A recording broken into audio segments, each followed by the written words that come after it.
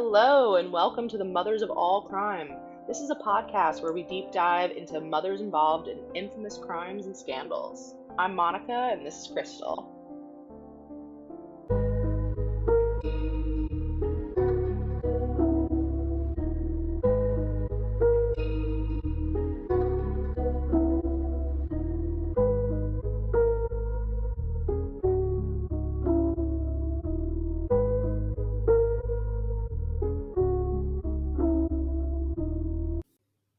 Welcome back to the Mothers of All Crime. How are we doing, Crystal? I'm good. How are you, Monica? Amazing, amazing. I wanted to talk today about a case that I've been seeing a lot on TikTok, on YouTube, and it's just been a big media case. It's something I wanted to chit chat about on here. And I think we can pretty closely tie it to mothers because I do have some thoughts that would put us in that direction. But the primary person we're talking about today is named Christopher Scholtes. He's a dad, Arizona, and last year, July 9th, 2024, his wife Erika, who is an anesthesiologist, came home from work and found their 2-year-old daughter, Parker Scholtes, unresponsive in the car parked in the driveway. Which in Arizona is wild. Like, not that I'm saying it's okay I know. for any child to be locked in the car, but Arizona is such a hot state. And it was July. it just makes it even more despicable Mm-hmm. where it is. Yeah, it was 109 degrees out that day, which is unbearably hot for anyone to be outside. I don't even know if a 2-year-old should be outside at all. Let alone locked in a car. Right. Locked in a car in the driveway at their house. So it's already not starting off great, obviously. Initially, Chris tells paramedics, tells his wife, who's doing CPR in the driveway, she's asking how long has she been in the car, and he says no more than 30 minutes. Initially, that's what he says. And apparently in the car model that they have, there's a feature that the air conditioner can stay on for 30 minutes after you turn off the car. I guess it's like a setting. So maybe it was a minute or two without air. Yeah, I've never really heard of that before. I don't know why you would need that. Maybe to leave your dog in the car? Or like cool down your car? I don't know. That's a weird one. I mean, in Arizona you might need that because it is so hot. Right. So the situation is really bad with Parker. She's extremely hot. She has no heartbeat. She's not breathing. Her mother's trying to do CPR. The paramedics come. They take over. They're transporting her to the hospital. Erika goes with her. And Chris is still at the house with 2 of his other daughters. So I should have maybe said in the beginning that Chris is actually the father of 4 daughters. His oldest is about 16 now from a different relationship. She doesn't live in the home. And then he had 3 daughters with Erika, his current wife. And so he has 2 older daughters that I believe are 8 and 6 at the time. And then Parker is 2. So it's a huge family. A lot of little girls. And also, all little girls. all girls, yeah. So he tells the police a couple of different versions of what happened. Basically that he'd been out and about with his daughters earlier in the day. They'd gone to like a jump amusement park thing with a neighbor, and he tells one version where he thought that Parker was playing with her sisters in another room of the house, and another version where he had checked on her while she was napping in the car and she was still just napping in the car, and he is inside playing PlayStation. And so only 20, 30, maybe 40 minutes have gone by, supplying a lot of different times. And in one time saying that he went out to the car to check on her. We love a consistent story. Yeah, this is very consistent. So Chris is at the house with police, and Erika is frantically calling and texting from the hospital, and she wanted Chris to be transported to the hospital, and the police were saying that they would, but they wanted to get a statement from him first. So in the initial time of the police speaking with him, they get word from the hospital, from Erika, that Parker has not made it. She's passed away. And Chris is obviously distraught, and he wants to go to the hospital to be with the family. But before that, he tries to go shower. The police don't let him. They say they need to supervise him all the time. And he starts to get kind of agitated, and they tell him that this is a crime scene and that they need to treat it as such. And he is extra, extra hysterical at this point. And so apparently this is not super new behavior for Chris, and he actually has a pattern of leaving the kids in the car. There are in Arizona is the craziest place too. So his daughter, who is from a previous relationship, says that she's been interviewed, and there's multiple articles online where she says that he did that all the time, that he would just leave her in the car. He would go into stores, he would go in the house, and he would just leave her in the car. And that it would be really hot, and it would be for long periods of time. And some of the really, in my opinion, damning stuff that's come up is that there are text messages from previous months and years from Erika to Chris saying things like, "You haven't shown you can stop putting the girls in danger or treating me badly. Even yesterday, you drove home drunk with 2 minors." The day of Parker's death, she said, she texted him, you can find the screenshots online. "I told you to stop leaving them in the car. How many times have I told you?" The same day. That day. Well, when she's en route to the hospital. So That was she in had response. to know like what she was walking into then. Did I miss that?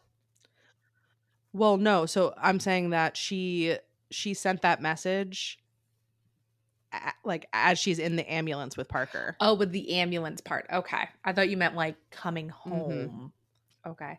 We should have prefaced this. This is a little bit of a different episode for us where I actually had not heard a lot about this case. So we decided to kind of keep it that way. That's true.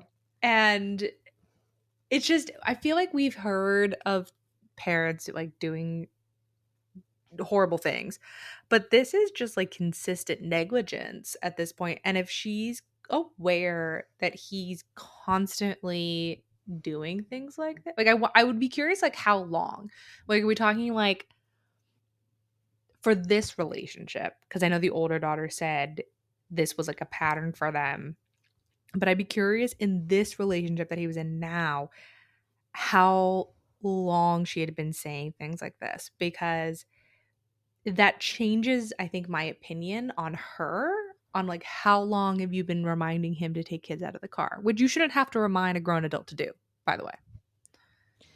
So the "you drink to excess," or I'm sorry, the text that I read initially was from March 11th, 2024, and this incident happened with Parker July 9th, 2024. So it's a few months later. And there's several texts though over weeks where she's implying very similar things, where she's saying, "You drink to excess every time. I have been asking for 3 years for you to cut back, but it's actually gotten worse. Why are you driving 138 miles per hour with our baby in the car and alcohol in your system?"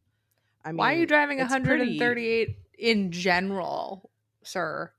Of course. Of course. Yeah. That's so I was shocked and horrified, obviously, to hear about this case, but I've been consistently pretty horrified too by Erika, his wife's reaction to this situation, because she has been.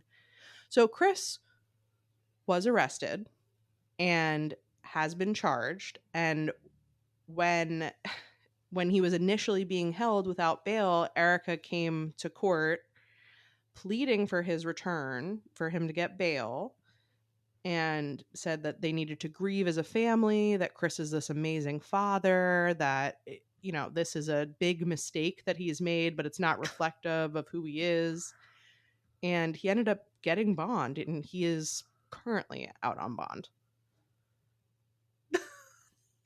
Only on $25,000. He's this amazing father that I don't trust with my children. I allowed to But be around my children, but don't trust with my children. So I kind of think she trusted him too much, honestly. And he was kind of a stay-at-home dad, which I, in general, kind of love that idea. I think that's lovely. I think that he just was an alcoholic and couldn't really hold down a job.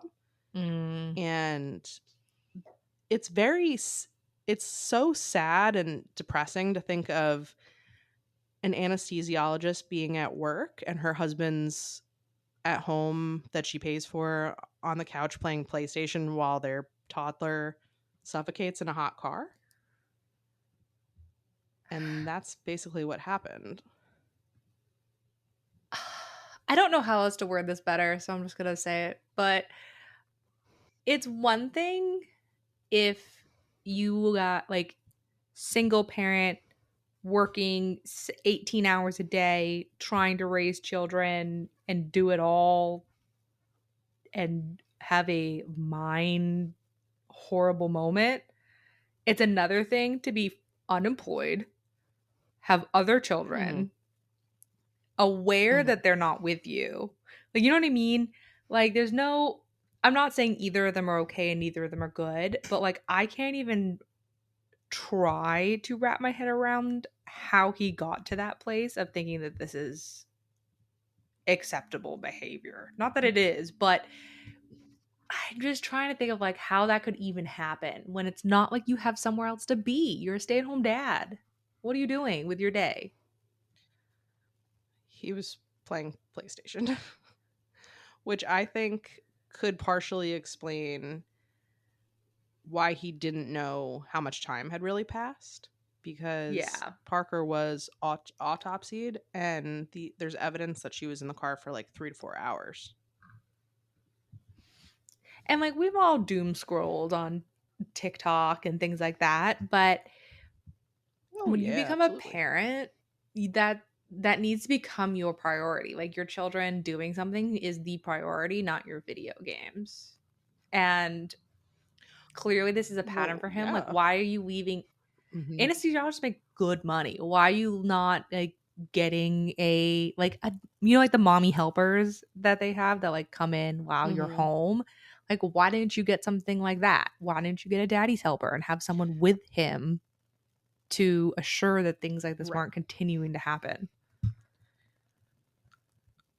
I think that's a good point. And I think there's multiple issues that I have with this case. One of which is any kind of defense for Chris, because this is not one of those horribly tragic situations that you hear about where someone, they don't usually do the drop off in the morning and they were going to do it that morning and the baby fell asleep in the back and they showed up to work and they just rushed inside and they left the kid in the car all day, completely by accident, on autopilot. Horrible tragedy. Could unfortunately happen to anyone, even though it's literally my worst nightmare. That's what I was could like, see how that could happen. Yeah, but this is not that situation at all. And he fully knew she was out there. And the fact that he was even bringing up this weird feature on his car that the air conditioning can stay on for 30 minutes makes it seem like you plan to leave her out there for 30 minutes. Right, like that's and okay because no. Ugh. But somehow 3 hours went by, 109 degrees. I don't think you even need to be a parent to know that that is extremely cruel to leave someone in a hot car for hours. I can't imagine, like, a dog, anybody would die in that situation if you couldn't get out. Yeah. And he Like, didn't even notice before his wife got home from work. I have no words. I also don't So understand why she's like bringing him home. If that was my husband, I'd be like, you can rot in jail if I have no. oh my gosh, for sure. And I think that that's one of the hardest things for me to wrap my head around is she's been just consistently defending him since very day one. And if you want to watch body cam footage, there is body cam footage of the police coming to the house to talk to them in the immediate aftermath, interviews with Chris, and also Chris being arrested. And Erika is just like, don't worry, baby, it's going to be okay. Kissing him, saying, we've got this, it's all going to be okay. And she's very sweet with him and taking care of him, and I assume paying for his defense. And like I said, he's out on bond right now, and he is awaiting trial for child abuse and first-degree murder, because this, even though initially he was charged with second-degree murder, after the autopsy and the amount of time that Parker was left in the car, which has also been corroborated by Ring camera footage from their house, it's now first-degree murder. And she asked for permission to go on a family vacation to Hawaii, and Chris got to go. Wait, they approved it? Yeah. In May. And this is moments. Just I blows try my really mind. hard to defend our legal system. I really do. But things like that.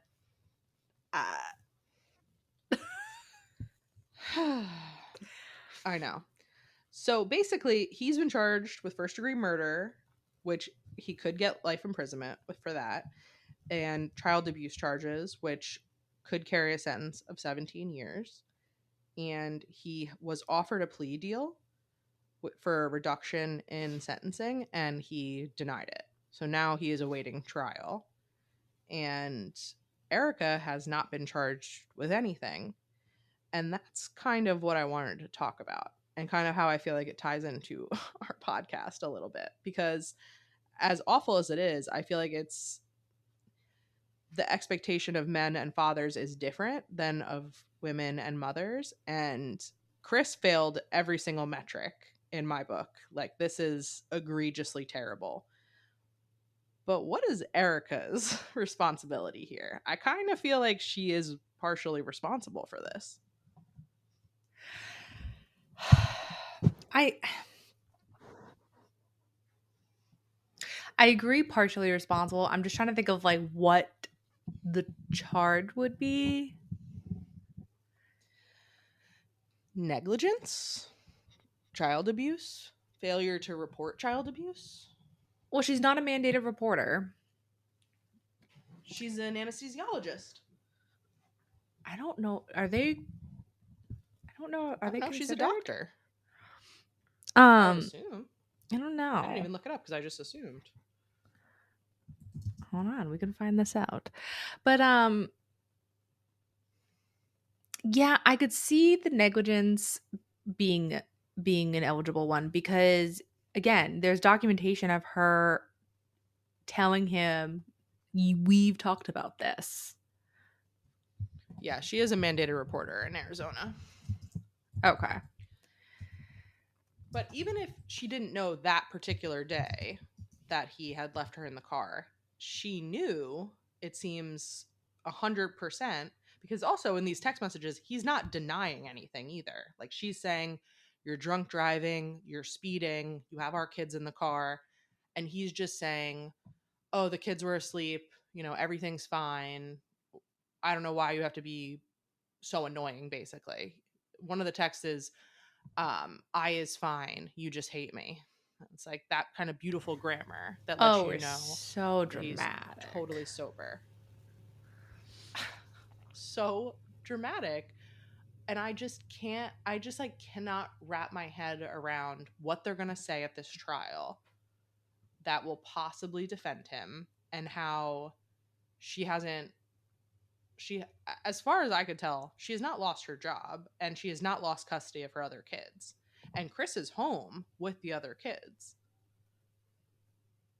And it just seems like we're taking a lot of risks having Chris Yeah. around these kids. He's not allowed to be around anyone else's kids, but also he didn't kill anyone else's kids. He killed his own kid. So I don't know. I feel like those other children may be in danger, and I don't know that I would trust their mom to keep them supervised. Yeah. And I don't know why he needs to go to Hawaii. I'm still stuck on the fact that she's going to Hawaii because she knows she's going to jail, and it's like the last hurrah. That's what it feels like. It feels like I know my husband's going to the jail for life, and I want one last moment. That's kind of how I feel about it. Mm-hmm. I do think that's probably the case. She can't possibly think that he's not going to go to prison for this. I'm surprised he rejected a plea deal. I'm surprised he was offered a plea deal. I guess maybe to save some time, and if he's not admitting to doing this. He did do it. He's just saying it was an accident, but you can neglect someone to death and have it still be a crime. I guess maybe the argument is that this was like involuntary manslaughter, or this was second degree murder or something like that, where this was a freak accident that he's responsible for but didn't premeditate. But and I don't know if I would consider this premeditated murder, but I kind of feel like maybe I would. There's just no other reasonable assumption to make for leaving a toddler in a car in 109-degree weather for 3 hours. Like, what is going to happen? I hate that I feel like it wasn't everyone. She's only been out there for 30 minutes. It's the idea of like, that's okay. It doesn't peg me as he would do it. Like, I want to get rid of one of my kids. Like, otherwise he would have left them all there, right? Or, I mean, we've seen where they've zoned in on one, but it seems like he'd do it to all the kids. Just leave them. Yeah, I mean, I guess premeditated implies intent, right? Yeah. Where that's maybe there wasn't intent.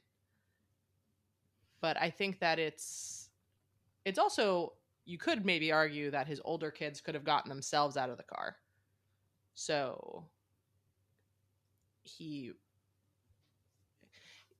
it wouldn't have gone on as long, probably, and maybe wouldn't have resulted in anyone's death if he had the older kids in the car.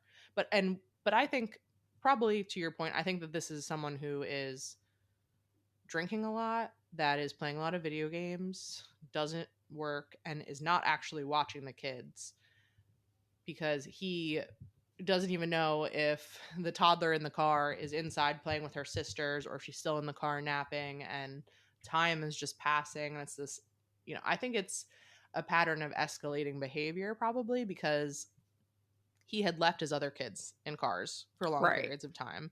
His older daughter said that he would just restart the car all the time while she was left in the car. And I think that was more of just not wanting to be inconvenienced by his kids. Yeah. And he could just play video games and chill and not worry about anything because she's contained in the car, literally. But if she was in the house, she'd probably be asking for things, needing things, having, making noise, wanting his attention. Mm-hmm. And if she's in the car, I guess he just doesn't have to deal with any of that. So I think it's probably more that, probably just more selfish negligence, which is awful still. And I still think that if he doesn't get first degree murder, I think the child abuse charges will 100% stick. Like, I just can't see him doing less than like 20, 25 years for this. Yeah, no, a child died who very easily could have not. Like, there's no way he's getting something. Yeah. And he's going to have a really hard time in prison, that's for sure, because they don't typically take lightly to murdering little babies.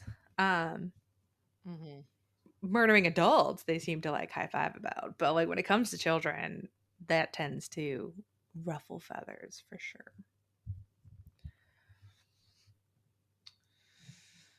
Well, right now, pleading not guilty. I was just checking what his plea was. The plea that he was offered was second degree murder for 10 to 25 years. I actually think that's a pretty good deal. Especially if he could get out in 10. Maybe even, that it's prison time, right? Where it's like maybe good behavior, maybe being really remorseful, maybe, finding God and getting sober and those kind of things. Like maybe he could get out even sooner, do like 2/3 of it. I feel like if he actually was repentant and was remorseful, he probably would make a good case for parole anyway. But I just also have a hard time imagining that. I mean, you can get sober in prison, but you can also very much not be sober in prison. So for sure, there is that aspect of just because you're in jail doesn't mean you're getting help.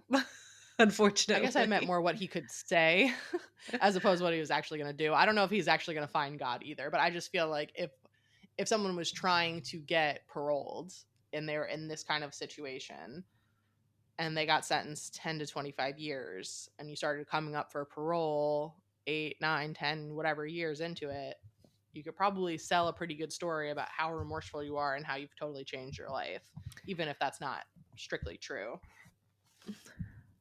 Yeah. Remember, though, for plea agreements, he would probably have to admit that he murdered his daughter. And if you're not willing to do that, you can't have a plea agreement. That might be it. That might be why he doesn't want to do it. But he's not disputing the facts. He's got to be disputing something because, I mean, yes, there's always a chance that you could be found not guilty, and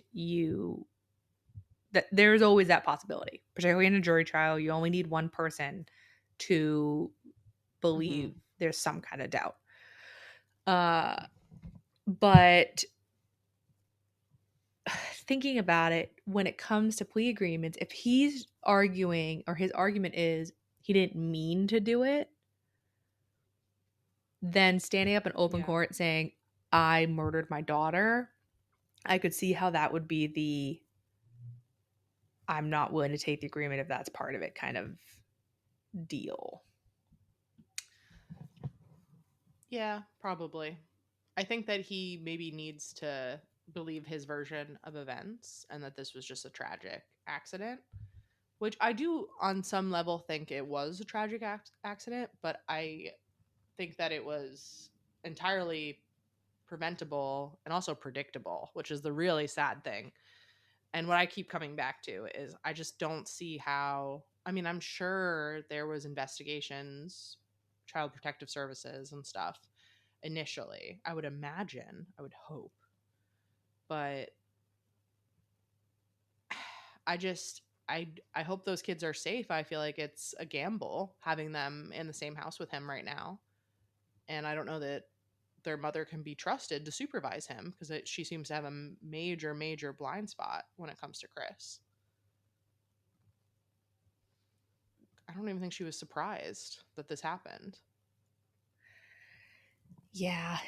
And it will be interesting after his trial if they go after her, because It is, and I don't know if I have anything to back this up, but I feel like it's more rare for them to go after both parents at the same time when there's kids still in the home. Like I feel like it would be a one after, like at the end of the day, she's technically not the one that killed her. So let's go after one first, make sure we don't mess with that case. And then once that's done, now let's go after the next one. Because if not, those kids have to be placed somewhere. And if there isn't a family member who's approved by the state to take them, they're going into the system. And as much as a lot of people believe or not believe, people don't want to go in and take your kids from your home for no reason. So I'll be curious after his trial concludes if they then shift their focus. Yeah, I wouldn't be shocked by that either. I just kind of feel like in the interim, it seems like a big blind spot because really nothing's changed at their house. I mean, I'm sure there's like a huge level of grief and sadness that's happening, but otherwise it's still the same parents with their remaining kids at the house, and it's the same dynamic where I would assume Erika's still going to work. So like right now it's summer again, so the kids aren't at school and Erika's at work, so who's home with the kids? I mean, I don't know if he's allowed to be with them unsupervised. I hope not. I guess they're older, and he's not violent necessarily, but he's still dangerous. Yeah, I don't know the answer to that. And I just did a quick Google. It doesn't say anything about restrictions. There very well could be. But if that's the case, I would have assumed he couldn't go back to the home. If he's going back to the home, I would assume not. Yeah. Like that to me gives the assumption that he is able to live with his kids and be like a normal quote person until trial. Right. Right, which is almost unbelievable to me. I mean, the only restrictions I saw were specifically for their trip to Hawaii, that he wasn't allowed to be alone with any other minors other than their kids. But again, who's at the most risk from him is his kids. Right. So, like, I don't think he's going to go on a killing spree in Hawaii and attack a bunch of other people. Right. But he would maybe leave the kids alone in the hotel room and go to the bar. I could see that. Yeah. I just can't believe they went. Ugh. I just can't believe they went. I know. Well, you know, they've got to live their lives. They've got to really soak this time in together, because he probably will be going to prison for like 25 years. Yeah, probably. But it blows my mind. I mean, she's a real ride or die, like unbelievable. And yeah, I mean, she would have been much better off having him work at some terrible job making less than minimum wage just to have him not be home. She would have been much better off also being a single mom and paying someone to watch the kids as opposed to having their dad stay with them. It's really sad, but he clearly can't be trusted to do even very basic things. Yeah, no, it is really sad. And it's hard, and like in her position, that is really hard to grasp and tackle and accept and implement. So like we're not saying that's like an easy thing to do, but again, where's your priority? Who are your priority is kind of what it comes down to, unfortunately. Yeah. Oh, I agree. Definitely agree. Well, very sad case, but you know, we'll keep updated with the trial. That's going to be starting in October. And maybe will be available to be watched. I don't know. All the body cam footage is online. Arizona's pretty open with stuff. So hopefully. I'll have to go watch it But- now that I'm informed. And she's Yes, such definitely. a cute little baby. I just Oh looked up my a picture gosh, of I her know. and she's adorable, which I say about most of the kids that we talk about. But when you look at their family, like they do a very good job until obviously this happened. Publicly putting out there that they have like it all together and they have all these matching outfits and activities and smile, like they definitely present this perfect little family online, which I think we see a lot, but I thought that was interesting. Yeah, I think that that's pretty common for people who their lives are completely falling apart, that they feel the need to put a big focus on how their image looks, especially online. And I do think that for someone like Erica and Chris, who she's very successful, she's very beautiful, Oh and yeah. he looks great in pictures with her, and they have these gorgeous kids, and they have a nice home, and they have the dogs, they have such a nice life, and they could really take some beautiful pictures in Hawaii together, I'm sure. But it's there's no substance to it. You know what I mean? Like it's very shallow Yeah. and very there's no there's no real safety and security there, I feel like.